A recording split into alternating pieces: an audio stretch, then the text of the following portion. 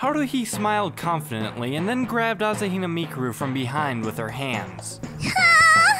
Asahina screamed instantly, but Haruhi was unmoved, clutching her breasts through her sailor uniform. She's so small, yet her breasts are larger than mine. A cute face plus large breasts is also an important factor in turning people on. Oh my god, I think I'm about to faint! Wow, they really are big. Haruhi stuck her hands into Asahina's uniform and started groping. Stop it, you pervert! Man, this pisses me off. Her face is so cute, yet her breasts are bigger than mine. Help! Asahina blushed bright red. She tried to struggle free with her arms and legs, but her strength was no match for Haruhi's. As Haruhi started to move her hands toward Asahina's skirt, I finally couldn't take it any longer and pulled the perverted girl away from Asahina. What the hell do you think you're doing? But they really are huge, it's true. Why don't you give them a go as well?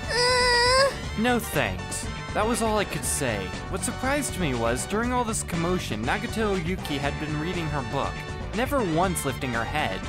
What was with this girl anyway? Suddenly I thought of something. Hey, you can't be thinking the sole reason for bringing Asahina Senpai here is because she's cute and has large breasts. Why, of course. Oh god, you really are an idiot. A mascot-like character like her is necessary. Necessary my ass? Whoever said that anyway? Asahina tidied her rumpled uniform and raised her head looking at me. Hey, don't look at me like that. You're putting me in an uncomfortable situation here. Mikuro-chan, are you in any other clubs? Yes, the calligraphy club. Quit that, it'll get in the way of my club activities. Haruhi, aren't you being a bit too selfish? Asahina had the expression of a victim of a certain murder mystery, looking at me with eyes that pleaded for rescue. Then it was as if she suddenly noticed the presence of Nagato Yuki. Her eyes grew large and she showed some hesitation. A moment later, she sighed and whispered in a low voice, I see. I understand. What did you understand? I'll quit the calligraphy club and join your club. Her voice was so full of sadness. But I don't know what the literature club does. We aren't the literature club. Seeing Asahina getting puzzled, I hastily cut in to explain. We're just temporarily borrowing this room for our club activities. The club you have joined is actually a new association that Suzumiya Haruhi will create in the near future. We don't know what activities there will be. We don't even have a name yet. What? Oh, and the one sitting over there? She's the real literature club member. Oh. Asahina stood speechless, her cute mouth half open. Her reaction? Absolutely normal. That won't be a problem. Cheerful to the point of not being responsible for anything, Haruhi smacked Asahina on the shoulder. I just thought of a name. Okay, let's hear it.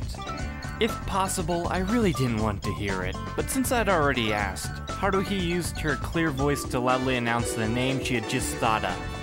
As everyone knows, it all began as a result of Haruhi's simple and naive vision, and no other reason. And so, the name of our club has been decided. The SOS Brigade. The Spreading Excitement All Over the World with Suzumiya Haruhi Brigade, abbreviated as SOS Brigade. You can all laugh now. But before I could even do that, I stood dumbstruck. Why is it called a brigade? It should be Spreading Excitement All Over the World with Suzumiya Haruhi Association. But since the club still hadn't satisfied the minimum requirements to become an association, and no one was sure what the club was all about anyway, Haruhi simply replied, If that's the case, then let's call it a brigade. And so, the club name was gloriously born.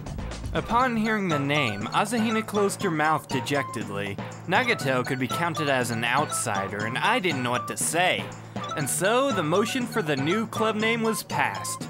With 1 for and 3 abstentions, the SOS Brigade was now open for business. This was such a wonderful occasion. Do whatever you like. After saying, Be sure to meet here after school every day. Haruhi called it a day. Asahina's shoulders drooped. Her lifeless figure walked along the corridor, further giving off an impression of sadness. I couldn't bear seeing that, so I called out to her. Asahina-senpai! Yes? Asahina looked at me with her innocent face, which didn't even look older than mine. You don't have to join such a weird club if you don't want to. You don't even need to mind Haruhi.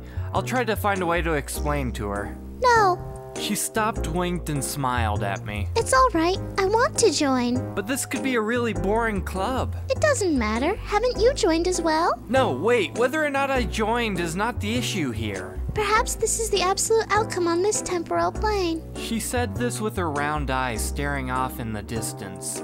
What's that supposed to mean? Besides, I'm interested in Nagato-san's presence. Interested? No, nothing. Asahina shook her head in trepidation, shaking her wavy hair along. Then Asahina smiled, looking embarrassed, and gave me a deep bow. I may be of trouble, so please bear with me from now on. You don't have to do that. You'll put me in a difficult situation. Please, call me Mikaru from now on. She smiled. Man, she's so cute, I'm getting dizzy. The following is a conversation I had with Haruhi one day. You know what we need next? Who knows? I'm thinking of finding a mysterious transfer student. Please, tell me the definition of a mysterious transfer student. Those that get transferred 2 months after the school term has already started are definitely mysterious transfer students. What do you think? Maybe it's because their parents got a job transfer and they just had to come along. No, that would be too forced and unnatural. Then what is natural for you? I'd really like to know.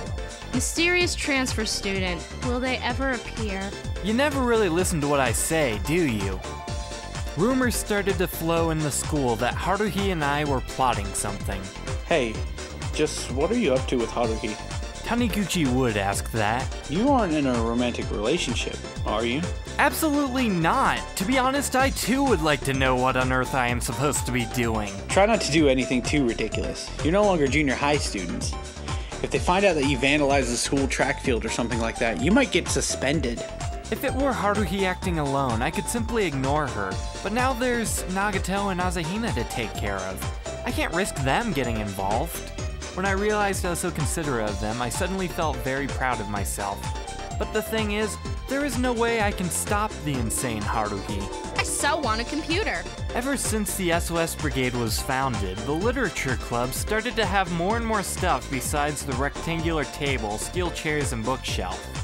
In the corner now stood a portable hanger cabinet, a flask and cups, a teapot, a CD-MD playing radio, a freezer, an audio recorder, cooking pan, bowl, and all sorts of cooking utensils.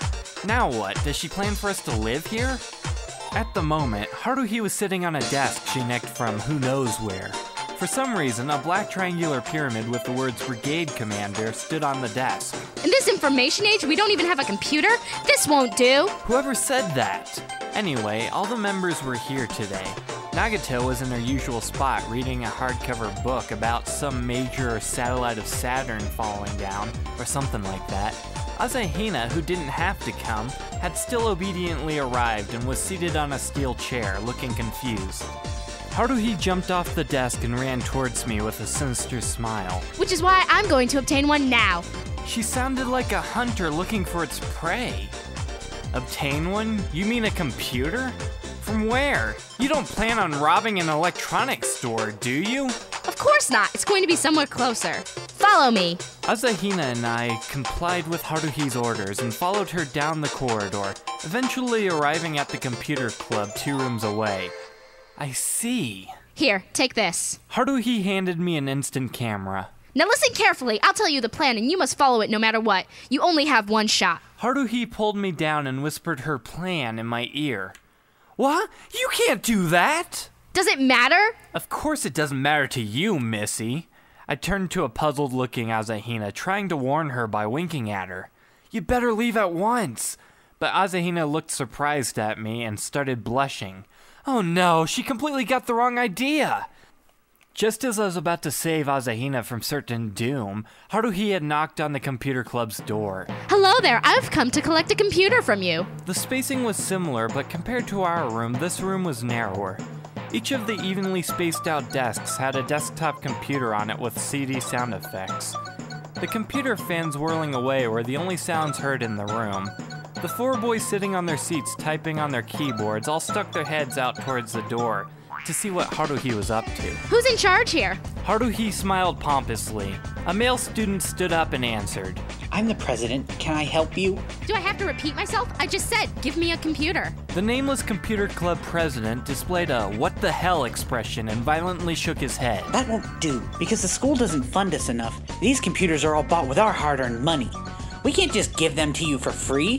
Do you think we're fools? What does it matter? Just one would do. You have plenty anyways. Wait a moment. Who are you guys anyway? I'm Suzumiya Haruhi, commander of the SOS Brigade, and this is Subordinate 1, Subordinate 2. Wait, who decided we're your subordinates? I command you in the name of the SOS Brigade, hand over a computer at once. Don't give me any excuses. I don't know who you guys are, but absolutely not. You can go buy your own computers. Since you've said that, we have our ways. Haruhi's eyes glared fearlessly. Oh no, that's a bad omen. Haruhi pushed Asahina, who was standing awestruck next to her, towards the president, and then she grabbed his hand and placed it on Asahina's breast. Yeah! What? Click. At the sound of the two screaming, I clicked the camera shutter.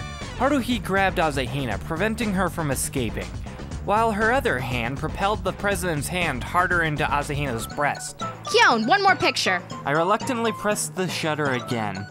Asahina and the nameless president, you have my sincerest apologies. Just as Haruhi was about to stuff the president's hand under Asahina's skirt, he finally broke free. What the hell do you think you're doing? Haruhi waved her finger elegantly at the furiously blushing president. We now have photographic evidence of you sexually harassing our members. If you don't want the school to know about these photos, then hand over the computer. What kind of joke is this? I totally understand how you feel, man. You forcefully grabbed my hand. I'm innocent. Oh really, you can try explaining, but who's gonna believe you? I turned and looked at Asahina lying on the ground, paralyzed. She must have been in so much shock that all the energy had left her.